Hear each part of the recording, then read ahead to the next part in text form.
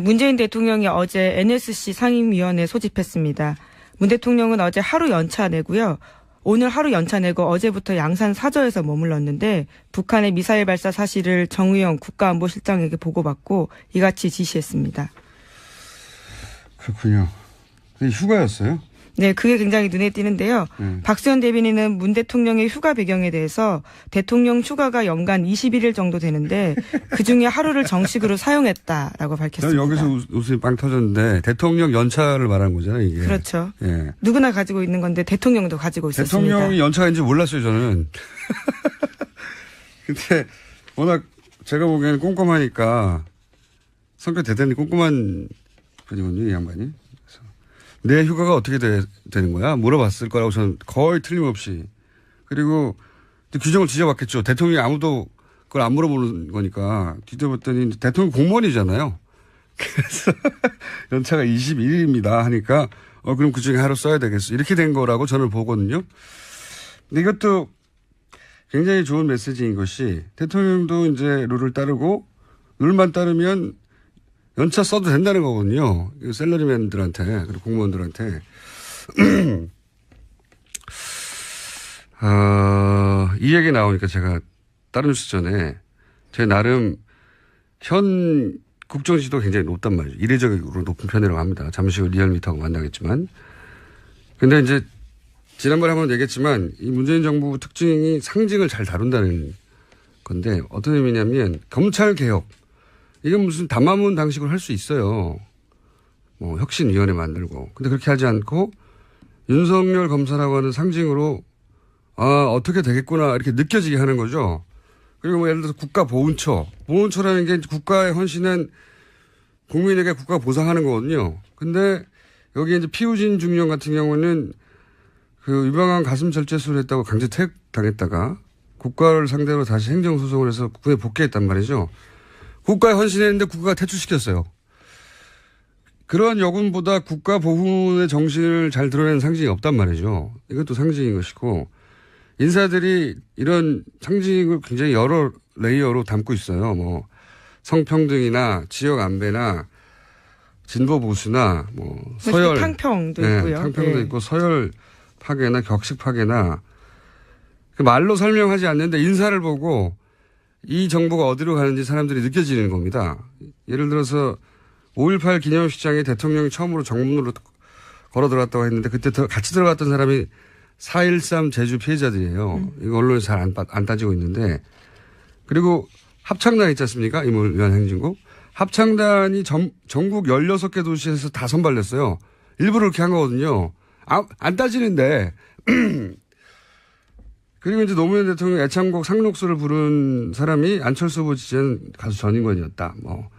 아니면은, 그리고 찾은 식당이 5.18 희생자가 운영하던 식당이다. 뭐. 그 다음에 야당 원내대표 찾아갔는데 미리 서서 기다리고 있었다. 그 다음에 이름표를 달지 못하게 했다.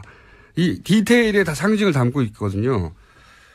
이 굉장한 힘이 되는 것이 예를 들어서 박근혜 창조경제, 이명박 녹색경제. 이거 아직도 아무도 모릅니다, 뭔지. 근데 2주 지내는데 이제 우리는 이 방향으로 갑니다 하는 거를 일일이 말로 하지 않았지만 상징으로 느낄 수 있게 만들어주는 거거든요. 강력한 메시지죠. 네.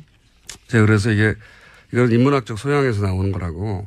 그래서 문재인 정부는 저는 인문학 정치를 하고 있다고 평하고 싶은데 제가 오늘 이 말을 하는 이유는 이런 식의 정치가 계속되면은 야당이 이 기존 문법으로 상대하기 어려워요. 무슨 의미냐면 이렇게 계속하면은 소위 문화적 헤게모니를 주게 되는 거거든요. 예를 들어서 강남 3구가 이 보수의 표를 주는 이유는 좀 단순화시키면 우리 사회에서는 진보는 좀 촌스러운 운동권이고 그다음에 보수는 성공의 이미지를 독점했단 말이죠. 그러니까 좀 옳지만 가난하고 촌스럽고 무능한 진보. 그게 사실이든 사실이 아니든 이미지가 그랬던 이기적이지만 성공하고 세련되고 유능한 보수. 이런 진보 보수 상징 대결에서 항상 진보가 졌어요. 근데 이 문재인 정부는 뭐 조국 교수나 광경화, 윤석열 이런 인사들을 통해서 진보적인 게 굉장히 쿨하고 세련되고 스마트하고 정의로운데 실제 성공도 한다. 이런 이미지 문화적 헤게모니를 쥐고 있는 거예요. 반면 보수는 지금처럼 하면 꼰대스럽다. 뭐. 너무 완고하다. 능글능글 맞다. 또는 뭐 후줄근하다. 여성을 비하한다. 이런 이미지로 떨어지게 돼 있어요.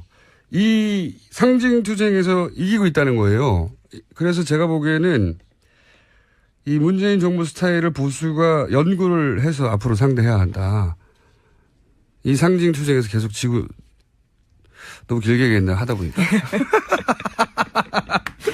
너무 큰 걱정을 하고 계신 것 같습니다. 아니 이게 진보 보수가 적당하게 견제와 균형이 있어야 되는데 이렇게 나가는 정부를 상대로 옛날처럼 상대하면 안 된다는 겁니다. 야당이 이번 정부를 상대하기 쉽지 않을 거라는 생각이 계속 들고요. 제목 정도 몇 가지 읊을 수 있을 것 같습니다. 네, 문재인 대통령 차기 업무 지시가 4대강 제조사라는 한국일보 보도가 있었습니다. 당연히 4대강 제조사를 지시했겠죠. 네. 이 문제는 계속 제기왔으니까. 예, 다음은요? 예, 그리고 넥슨이 강남 땅 거래 이전부터 우병우 처가 땅인 사실을 알았다라는 한겨레 단독 보도가 있는데요. 검찰은 수사 과정에서 이런 문건이 담긴 진술을 확보하고도 이를 무시하고 무혐의 처분했다고 합니다. 우병우 관련 소식이네요. 결국 넥슨 검찰이 알았다는 거잖아요. 그렇죠. 예. 이것도 재조사, 재수사가 되겠네요. 그러면 이런 뉴스들이 있고요. 예. 하여튼 인문학적으로 그리고 세련된 정부다. 상징투쟁에서 이기고 있다. 그리고 개인적으로 수염 안 깎는 대통령이 좀 나왔으면 좋겠어요. 상징투쟁에서 이길 수 있는 건가요? 네. 수염 안 깎는 게 좀 세련된 것이다. 이런, 예. 자, 여기서 끝내지 않고 아까 잠깐 얘기 나왔던, 대통령 지지도 이야기 저희가 리얼미터 권순정 실장 모시고 잠깐 얘기 나눠보겠습니다. 안녕하십니까? 안녕하십니까? 오래 기다리셨습니다. 옆에서. 네. 킥킥 웃으면서. 자, 취임 2주차 지지도가 나왔나요? 네. 네, 나왔습니다. 매우 높습니다. 이번 대선에서 홍준표, 안철수 등 다른 후보를 투표한 국민들 대다수도 문재인 정부의 초반 국정 수행에 대해서 긍정적인 평가를 내리는 것도 나타났는데요. 지난주에 처음 실시했습니다. 인수위를 거치지 않기 때문에 그래도 취임 직후에는 전망을 물었고 취임 2주차에는 그래도 현재 어느 정도 잘하고 있는지 평가를 했습니다. 처음 조사인데요. 10명 중 8명 이상인 81.6%가 잘한다는 긍정평가를 했고요. 반면 10.1%만이 잘못한다고 부정평가를 했습니다. 그렇군요. 이전 정부하고 좀 비교를 해보겠습니다. 이러한 81.6%의 긍정평가는 박근혜 전 대통령이 2013년 2월 4주차에 취임하셨을 때의 첫 번째의 국정수행 긍정평가가 54.8%였습니다. 그러니까 무려 26.8%포인트가 더 높고요. 박근혜 전 대통령은 사실 유난히 낮았어요. 네. 유난히. 예. 그리고 이명박 전 대통령하고도 비교를 해도 상당히 높은 편인데요. 이명박 전 대통령은 76%였습니다. 5.6%포인트가 더 높은 것입니다. 네. 그렇군요. 네. 그러니까 2주차 물론 뭐 인수위도 없고 뭐 여러 가지 조건이 다르긴 합니다만 네네. 긍정평가가 높이 나온다. 네. 언론과 이제 허니문 기간인 것도 있겠지만 실제 아까도 말씀드렸듯이 이게 상징으로 기본적으로 대중에게 정서적으로 어필하다 보니까 네네. 저는 이 긍정지수 계속 상당 기간 동안 올라갈 것 같은데. 예, 그래서 주목할 점은 사실 이제 문재인 후보가 41.4%의 득표율을 올렸고 나머지 한 60% 같은 경우 투표를 참여하지 않거나 다른 후보를 지지하지 않았습니까? 그런데 국정수행 평가에서는 다른 후보를 지지했던 분들 또한 대다수가 지지를 하게 됐다는 건데요. 자세히 살펴보면 유승민 후보에게 투표했던 유권자 78%가 잘한다는 긍정평가를 했습니다. 78%는 예, 높은 편이네요. 상당히 한 4명 중 3명 이상이 유승민 후보를 찍었던 잘한다고 평가를 했고 안철수 후보 투표자도 마찬가지입니다. 75%가 긍정평가를 했고요. 하나 더 볼 것은 홍준표 후보를 찍었던 분들도 부정평가보다 긍정평가가 더 높습니다. 그러니까 41%가 긍정평가를 했습니다. 재미있는 지수네요. 네. 지역별로는 어떻습니까? 지역별로는 호남에서 무려 95%가 잘한다고 긍정평가를 했고요. 불과 3%만이 잘 못한다고 부정평가를 했습니다. 대구 경북이라든지 보수층이라든지 연령대별로는 어때요? 예, 연령대별 같은 경우도 60대 이상 같은 경우도 긍정 평가가 더 높았는데요. 대구 용북 같은 경우는 10명 중 7명 이상인 73%가 긍정 평가를 했고 60대 이상 같은 경우는 대다수가 홍준표 후보를 찍었잖아요. 예. 이분들 같은 경우도 71%가 잘한다고 긍정 평가를 했습니다. 뭐 지금 초반이긴 합니다만 뭐랄까 기선제압. 예. 기선제압이라고 표현할 수도 있고. 네. 예. 그리고 저는 이게 이제 상징 효과 때문이라고 보는데 여간 이렇게 이게 점점 그 문화적 헤게모니 대결에서 이겨가고 있다는 게 보수 입장에서 굉장히 단순히 선거에서 졌다. 그보다 훨씬 더 강력한 거거든요, 이게. 왜냐면은, 이렇게 문화적 헤게모니를 지어간다는 건 이제 상대당 입장에서는 국민들의 무의식과 싸워야 된다는 거예요. 아, 이쪽이 더 세련되고 이쪽이 더 멋진 거 아니야? 라고 하는 무의식과 싸워야 된다는 측면에서 네. 연구해야 된다고 봅니다. 야당은 지금 스타일을. 자, 보통 2주 차에는 다른 정권, 그러니까 리얼미터 데이터나 다른 여론조사 데이터상 대통령 취임 2주 차에는 보통 올라갑니까? 떨어집니까? 보통 떨어집니다. 2주차 정도 되면. 예. 그러니까 지금 오늘 자세하게 준비는 안 해왔지만 이명박 정부 때도 두 번째 주에서는 소폭 떨어졌고 그리고 가까이 있는 박근혜 전 정부에서도 두 번째 조사에서는 그 이전에는요? 그 이전 같은 경우는 조사를 못 해봤습니다. 아, 리얼미터 그때는 없었죠? 있었습니다. 있었어요? 준비를 못 했습니다. 네. 혼나시고 그럼. 아니 저는 전반적으로 취임 직후에 네. 여타 정권의 지지율이나 여타 정권의 취임 직후 올라가나 하락하나 이 통계도 좀 알고 싶거든요. 다음 시간에 좀 알려주십시오. 네, 알겠습니다. 갤럽은 있잖아요, 자료가 그죠? 있는데요. 예. 예, 저희들 자료가 있는데 오늘 준비를 못 해왔습니다. 죄송합니다. 잘못하셨고요. 다른 조사 사안들이 어떻게 되어 있습니까? 뭐가 있습니까? 지금 이렇게 지지도가 높은 이유에는 여러 가지가 있는데 저희들이 지난주에 한 2주차 흐르면서 가장 인상적이었던 문 대통령의 행보가 뭐였는지를 조사를 해봤습니다. 많은 분들이 흔히 기억하실 겁니다. 꼬마 앞에서 쪼그리고 앉아서 사인해 주려고 책가방 여는까지 다 기다려가지고 아이들, 예. 소통 홍보를 많이 꼽았는데 여론조사상에서는 검찰개혁이라든지 그러한 것들 포함하는 적폐청산과 개혁이 1위로 나타났습니다. 그리고 조금 더 제가 보기에는 요 여론조사에는 말이죠. 네. 물론 쪼그리고 앉아 사인하는 거, 파격 소통 행보 이것도 마음에 들어왔지만 이런 여론조사에는 아무래도 검찰개혁 이런 거를 투표해야 되는 거 아니야 하는 마음도 작용했을 거라고 봅니다. 저는 개인적으로 이 문항을 설계를 할 때 저는 꼬마 앞에 쪼그리지 앉아가지고 대통령 시간을 한 3분, 5분 정도 뺐었거든요. 네.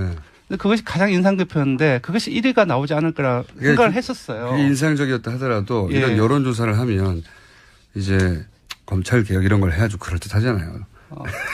그건 총수님 생각이고 어쨌든 1위가 예상 외로 검찰개혁 등 적폐청산과 개혁 행보가 1위로 나타났는데 취임 직후에 1순위 개혁 과제가 뭔지를 물었습니다. 일치하는 결과인데 역시 검찰개혁이 1위로 나타났고 정치개혁이 2위로 나타났습니다. 알겠습니다. 시간이 없으니까 이제 각 당 지지도 짧게 정리해 주십시오. 네. 예, 문재인 효과로 민주당이 초강세를 보이고 있습니다. 53.3%를 기록했습니다. 전국 지지도요? 예, 2014년 3월 안철수 전 대표의 새정치연합과 합당 이후로 50%대 초중반으로 오른 거는 처음입니다. 그리고 호남에서 67%까지 올랐고요. 반면 국민의당 같은 경우는 12%대로 호남에서 떨어졌습니다.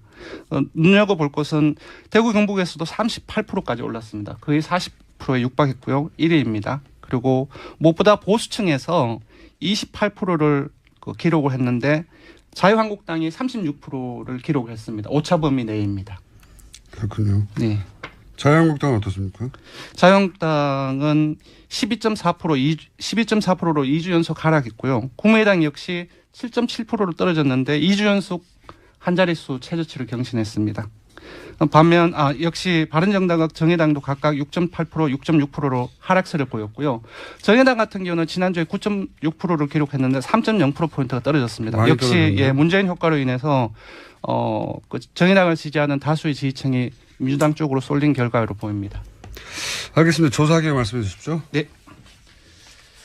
이번 조사는 5월 15일부터 19일까지 5일간 전국 19세 이상 유권자 2,526명을 대상으로 무선 80%, 유선 20%, 전화 면접 및 자동응답 혼용을 실시했습니다. 표본 오차는 95% 신뢰 수준에서 플러스 마이너스 1.9%포인트, 응답률은 7.5%입니다. 자세한 사항은 중앙선거 여론조사심의위원회 홈페이지를 참조하시면 됩니다. 알겠습니다. 리얼미터 권수정 실장 시사인의 김은지 기자였습니다. 감사합니다. 고맙습니다. 감사합니다.